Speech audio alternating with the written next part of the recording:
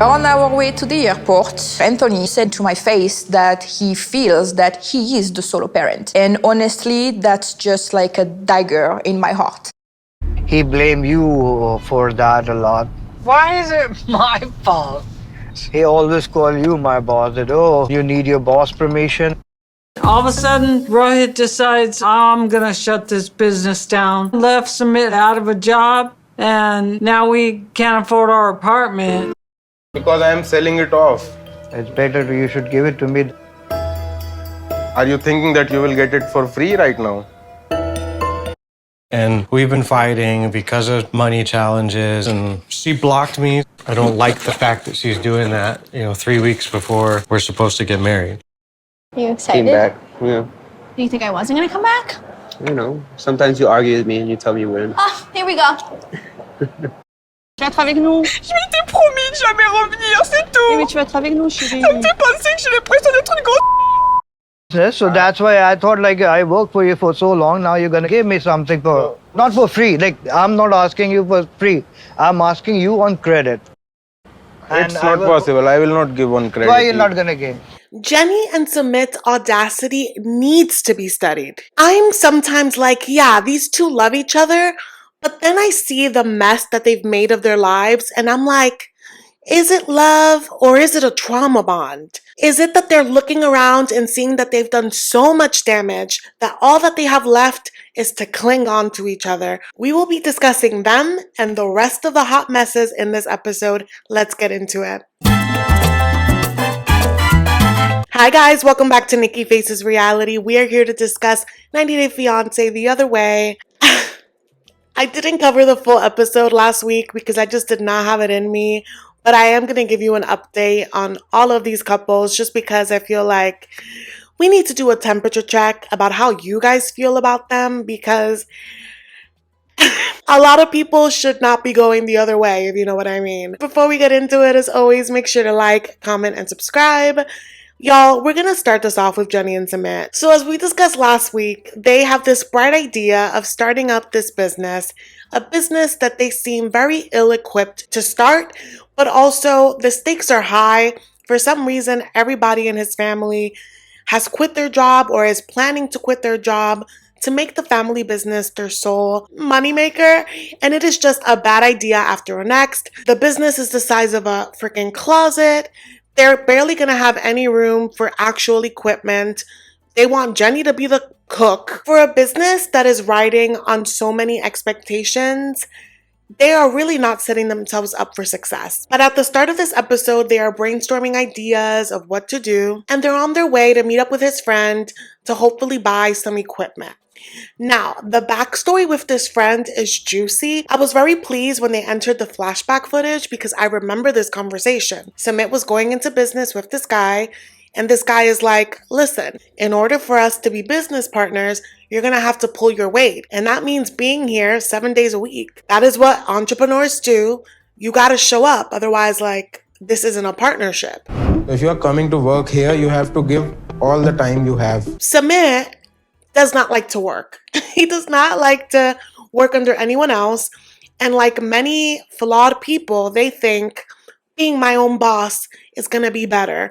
Except when you have granny at your house that doesn't do anything without you, the codependency is real. So he was already making excuses back then as to what he can do because he needed to be of service to Jenny. And when I call Jenny names, this is not in any way to shame people of the age. There are many people thriving, living their lives at that age that are independent and that possibly move to other countries with a better plan. Jenny literally came to India for Sumit. She has not learned the language. She doesn't go anywhere without him. She could barely, get some tomatoes in a market without him. It's really a struggle. So it is no surprise that she would be calling him up while he's at work because she's lonely. I can absolutely see how this is an issue. And apparently this friend has some really hard feelings because he closed the business 6 months ago and he blames them for it. Sumit and Jenny have beef with him because they're like, oh my God, He closed the business out of nowhere. That affected our livelihood, and that is why we have to live with Sumit's parents. All of a sudden, Rohit decides, I'm gonna shut this business down. Left Sumit out of a job, and now we can't afford our apartment. So y'all weren't saving any money? So already they're stepping into this arena and this conversation with this friend with this chip on their shoulder that he screwed with them, so he should be able to solve their problems now. And he phrases this as trying to get a good deal on equipment, but you'll see the audacity of what his request really is in just a moment. They arrive and we get the friend's perspective on events, and he says, well, this business was between me and Sumit. I have several other businesses, so I told Sumit to be in charge of opening and closing the store while I work on my other businesses. He later found out that Mr. Sumit was only keeping the business open 3 hours a day because Jenny just was so mad that he was working so long. Then I asked him to run the business on his own, and I will look after on my other businesses. After 1 or 2 months, I don't know what happened, he started losing the grip. He only used to open restaurant for 2-3 hours. And whenever I ask him why you are not coming, he used to say, Jenny won't allow me, Jenny is not allowing me. I'm sorry, Jenny. You can't have it both ways. You're not with someone that has generational wealth. If you don't want to live with his family and you want to live in this cushy apartment, why would you be upset that he has to work for it? That makes zero sense. And of course, Sumit did not give any pushback because Sumit doesn't like to work. It literally doesn't make any sense how between these two there isn't a brain cell. Because Jenny came to India with barely any money, with barely any savings. He had nothing to his name. You finally get a job, you finally are living a comfortable life, and you screw it up. So anyway, they're in this place where I guess it's like the junkyard of broken dreams for this guy. He has all of this equipment from all of the businesses that are not working. It sounds like he does have other running businesses, but this particular one did not work out. These two are feeling sour about it, but he has all of these things. And Sumit is looking around, and all of these things are way too big for their little closet cafe. And after looking around, the vibes are tense. The friend and Jenny are side-eyeing each other. Jenny's complaining about the fact that there's way too much trash around and she just doesn't want to be there. And it's like, Jenny, you shouldn't have been there to begin with. If Sumit is coming in here to get a good deal and you are the vein of this guy's existence, why do you think that you could pull any weight in this negotiation? That was their first mistake. Second mistake, with all of that bad blood, Sumit has the audacity to just be like, well, you're not using this, you should give it to me. And the guy's like, you want me to give you equipment for free? Why you keeping all this like this, man? Because I am selling it off. It's better you should give it to me. Are you thinking that you will get it for free right now? Sumit's like, yeah, because I worked with you. Yeah, and his business went down because of you. You think he wants to give you something for free? He needs money. He's trying to recoup. And Sumit just cannot even fathom that this guy would even charge him anything. And the guy's like, I could give you a good deal. Already, you could tell that this is not going well. Jenny keeps complaining about the trash, so they have to step outside. Can we not stand in here? It's really gross to me. Can we talk outside? For you Americans, everything is gross. Yes, we can go. Seriously, looks like a bomb went off in here. And then the guy's like, so you're starting a cafe. Who's gonna be the cook? And Sumit's like, oh, Jenny. And he's like, yeah, because Jenny makes good spaghetti. And the guy's like, oh, yeah, your spaghetti. I've had it. And he starts cracking up. And Jenny's like, what are you laughing at? Yeah, I can make I spaghetti. have been to your house. Okay, it was very good. Why is that funny? Nothing is funny. Well, Girl, the biggest joke in history that you would be a cook when you could barely season your spaghetti. This business is already going to flop and the friend knows it. And Jenny's like, well, you have a failed business, so what do you know? I mean, he had enough money to start a few. What do you guys have? You know what I mean? We got to pick our battles, and this is not one, especially when your husband is trying to get this guy to give him material for credit. Because that is Sumit's next request. And the guy's like, no. Why would I give you something on credit when this business sounds like it's going to flop? I don't know if you're going to make that money back and be able to pay me back. So they come up with some sort of deal, but it's just like, you can tell that Sumit really thought that he was going to walk in there and be like, I worked 15 hours a week for you. Give me this for free. Like, that is insane. But yeah, I just, when I think of this couple, I'm like, is it love or is it just that you have nowhere else to turn because you've literally turned your lives upside down? And I can't blame one person more than the other because like they made these choices, you know, but it's just like they went in and chose the hardest level of a game without any knowledge of the game. That's what it feels like this relationship is. But anyway, we're going to move on to Manon and Anthony. I didn't cover them last week because I didn't have the energy, but Manon and Anthony have made this decision to move to France, and you could tell that they really think it's going to be like a magical potion to save their marriage. Their marriage is so deeply broken. It takes two to tango, absolutely, but this editing is really highlighting how Manon, when she is feeling something, there is no room for other people to also bring in their feelings and have a discussion. It's all about what she's feeling. And that must be just the most exhausting experience. Not only that, I feel like she goes from 0 to 100 with like the slightest inconvenience, and it is always just at this altered state, and it literally did something to like my nervous system, and I can see it happening in real time to Anthony, how he just like shut down and became numb. There was a moment, like they were on the ride to the airport. She kept talking about, you know, like all of these money things, like what she needs to be comfortable, things and that, and like I am all about stability. I totally understand that. However, you have been a workaholic.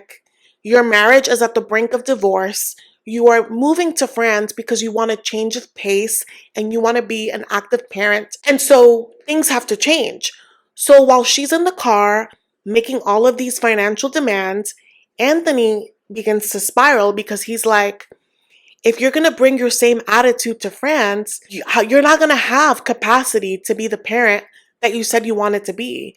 So like something's got to give. And the fact that he like even called that out, she like turned on him that like there's nothing wrong with her wanting, you know, luxury, that she's worked really hard. And it's like the same argument again. And again, no one is telling you that it is wrong. He's asking you to reframe it and to go about it a different way because the way you were going about it before wasn't beneficial to their family, right? And so he's getting pissed off because I'm guessing they've had this argument a lot. And he's like, I just need things to change because I feel like I've been solo parenting. And I don't think he meant that as you don't love your kid, you don't do anything at all. He needs her to do more because he's been doing it, all of it, and it's exhausting. She's like, I can't believe you said that. You know how I feel about that. Well, I feel like I've been solo providing. And he wasn't taking that away from her. And he wasn't trying to do a dig per se, more so being like, this is what we're trying to fix. He also, I think, wants to be a provider too. Their agreement was she would spend more time at home and he would go out and get a job. Like, yeah, both of these things are issues. The solo providing, the solo parenting, issues. And it would be a disservice to pretend that they aren't there, you know? So that happened, right? So when we pick up with them in this episode, they're doing that long ass travel day, just like at war, because he's, you know, whispering, I love you, trying to soften things up. And she's like, just being the worst person to travel with, literally. And at least she owns it. She's like, you know, he can get over things really quickly, but like, I don't forget about it. I didn't want to hurt Manon's feelings, but it's the truth. She's already harping about money and finances. I'm worried that the same issues are going to be moving with us to France. Forgiveness is honestly a huge part of being in a relationship, whether it's familial, whether it's romantic, whether it's friendships. Like, it's really important and it's really hard, but like I would expect that if you're in marriage with someone and like you're supposed to be in partnership, this should be something that you should get comfortable with practicing. Because again, they have a lot of resentment for each other, but they both agreed to this current setup. And so they both have to come to terms that their initial agreement of him being the sole stay-at-home dad and she being the sole breadwinner is not working. And they're like, oh, I don't resent you, but like there's so much resentment. And I also think that like Manon thinks that because she expresses things in a big way, that like she cares more. But I would imagine that he also is stressing out about stability and like money and things like that, even if he doesn't explode. But I don't think that even if he wanted to explode, he could, because she like eats him up when he even says one sentence. And I don't know if she will, but I really hope that as she watches this back, she's able to reflect and see how she kind of bulldozes through moments. But I don't know. I don't know if she'll have that discernment. Maybe she'll look back at this and be like, oh, it's the editing. I'm not really like that. But it's like, editing can only do so much if you are giving them so much material of you exploding like this, you know? But anyway, y'all, they arrived to France. Her parents are awaiting her. You could see their eyes light up when they see their grandbaby. They all hug. It's like niceties. And they ask her how she's doing, like, finally you're home. And she breaks down at the airport. She's like, oh my God, I can't believe that I'm back after I said that I'd never be back here after 10 years. I feel like such a failure. Ah non! Tu vas être avec nous. Je m'étais promis de jamais revenir, c'est tout! Oui, mais tu vas être avec nous, chérie. Ça me fait penser que j'ai l'impression d'être une grosse... And her parents, they were trying to hold space for her. But can you imagine being so happy to see your child and she's like, oh, I never wanted to come back here for you. Mais non, mais non, mais non. Tous, c'est dur, voilà. Créer une famille, tu as créé une famille, mon cœur. Oui, bien sûr, bien sûr. And I know that they had like some things, you know, from her childhood, and it doesn't seem like she's no contact with them. So there's obviously some good to them. And I just thought that, again, that was another moment where it's like she didn't read the room and she wasn't considerate of other people's feelings. And every move comes with a mixed bag of feelings. Like, I don't want to take that away from her.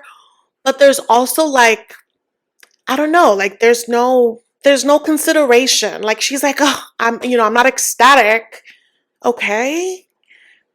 Can you pretend for like 5 minutes for your family that came to pick you up, that is letting you live rent-free with your grown ass, your husband, and your kid? Like, you can't give a little grace in this moment and just be like, I'm so happy to see you guys.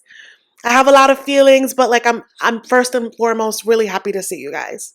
It's really that simple. I feel like watching this back is also like a way for me to reflect and be like, oh my God, it's so important to allow people room to be able to say their piece, because watching this dynamic, I'm like, this must feel so suffocating for the people around her. And like thinking about the fact that now she's going to be living with her family in that house. Oh my God, like that's going to be a lot. And people like that really trigger like my fight or flight, because when they're mad, even when they're silent, you feel it. You feel it in the way that they close cabinets. You feel it in like their footsteps. You feel it in like their breath. Like it really like does something to my nervous system. And so I'm just like, oof, your kid is going to feel that. You really need to check that. And because she expresses things so big, it's hard to like have empathy for her when I feel like she's being so destructive.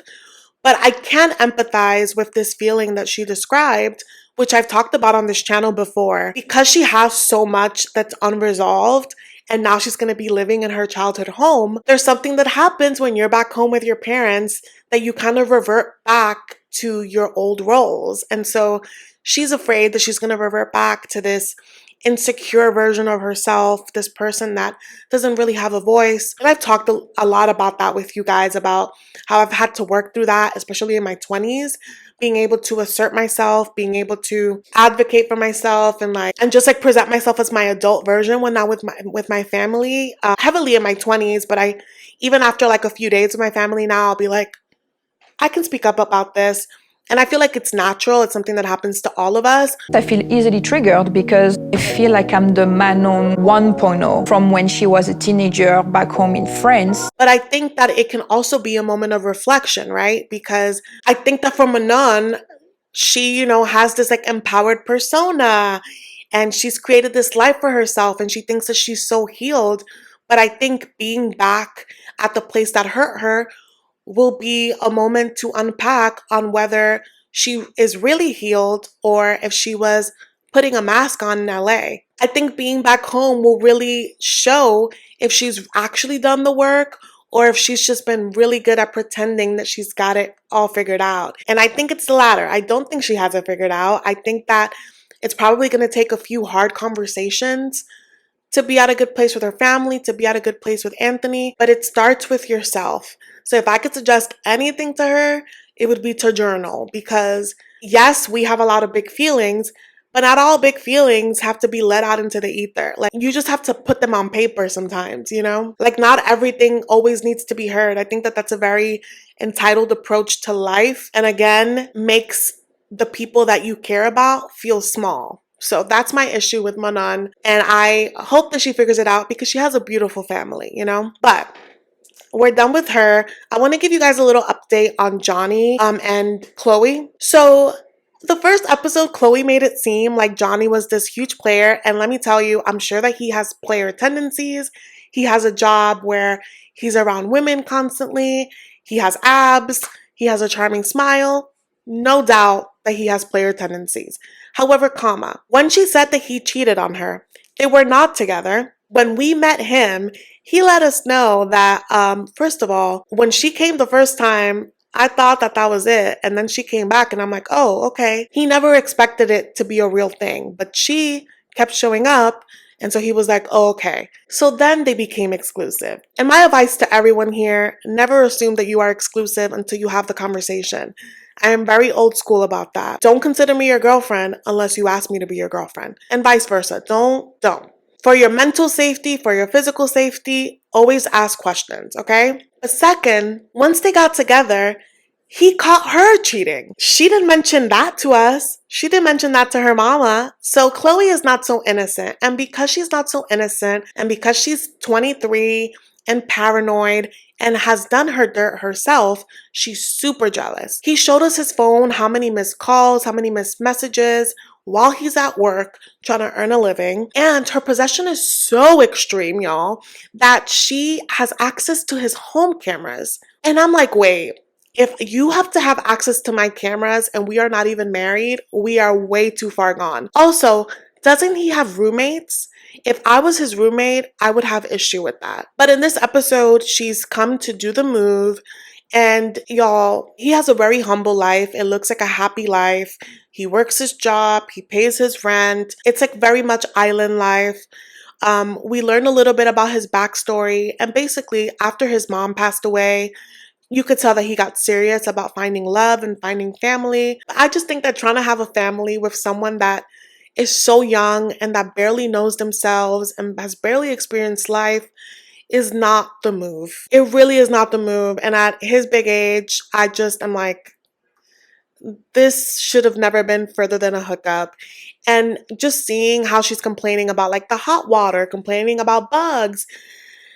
This is not a vacation visit. And if you're coming here to live life, I don't think that she's going to be comfortable with the lack of luxuries because she's so spoiled. And I don't think there's anything wrong with being spoiled when you can keep up your lifestyle. I think that it's going to be an issue if she expects him to keep it up for her, because that's just not his background. We just need more closet space. We need, did you get hot water? We need hot water. Most people don't have hot water in Aruba because, it's more of it's an expensive thing. In Aruba, never gets that cold. I'll actually pay for the water bill if we get hot water. And my theory on them is that she eventually will just move back home. And that's that. Now, Madeleine&Luke, I have so many issues with the origin of their love story, if we can call it that, because I really do feel, and this is my opinion, it is not based on fact. It's all alleged from the things that I've seen. I do feel like he groomed her. I feel like he went to Colombia. as a little passport bro and saw this young woman and got with her. But she has been through some ish. I remember in Love in Paradise, she wasn't living with her parents. She was in and out of her grandma's house. We learn a little more that she spent some time in the streets, but she's been hustling, you know? And Luke is terrible with money, terrible with investments. He wants quick money instead of just having a corporate job like he had. He lost a corporate job because he was taking too much time off, but that was his good paying job. And he used up all of his 401k on all of these failed ventures. His only successful venture, well, two, is the apartment that he rents out. And secondly, Madeleine's salon. Madeleine has come from the trenches and she's like, I am not going to put my future in his hands. So she is investing her own money into this property that she's going to use as an Airbnb, but without Luke. And it sounds like they're having a lot of money problems. I am planning to buy property and build a boutique hotel. Madeleine and I are going to be equal partners in this new business. But I would prefer that my name is the only name on the property title. It doesn't help that she keeps like raising the budget for the wedding. So he's literally about to fly to Colombia and she has him blocked. Like they have so many issues. But again, like I don't feel bad for this man. He doesn't have any backbone. If he had a backbone, he'd be like, girl, you need to sit still because we have no money. So I need to be here to make the money. But he's another one that I don't really believe wants to work. He wants to invest in like property and things that he really has no business investing in, you know? That's it for them. We were also introduced to this girl, the cat lady, I forget her name, but I'm so annoyed with her story because I hate when smart people are so stupid. You know what I mean? Like, law school is no joke. You put yourself through law school, you pass the bar, which is really hard, and you decide, I'm going to throw all that work away to move to the UK to live with a guy that still lives with his parents, and you say that you love your cat more than this guy, so why would that be enough to leave everything behind for him? It doesn't add up in my brain. So I will definitely not be covering them, I don't think, because I was just like, I had nothing nice to say watching it. I don't think I have a lot of nice things to say about most characters on this show, but like that one, I was like, I don't have patience for this level of stupidity because it doesn't make sense. You know what I mean? But that's it, you guys, for the recap. Please let me know your thoughts in the comments. Thank you guys so much for watching, and I will see you in the next one. Bye.